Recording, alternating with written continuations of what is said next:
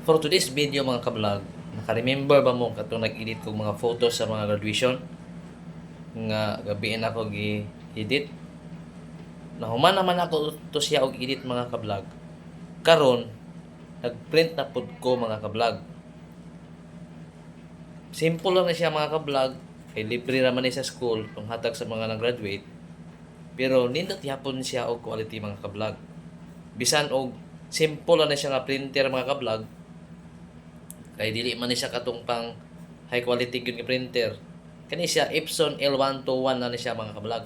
Pero ang result mo ni siya mga kablog. Huh? Ordinary lang siya nga photo paper mga kablog. Pero mo ni siya akong printer gigamit. Huh? Epson 121. Pero dili na pud kamahayan ang iyang agi mga kablog. Mo ni siya. Photo paper nga glossy.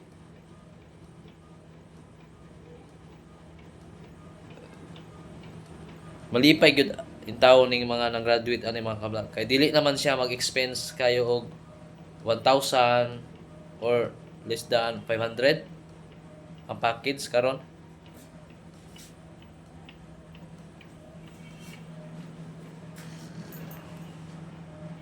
Salamat.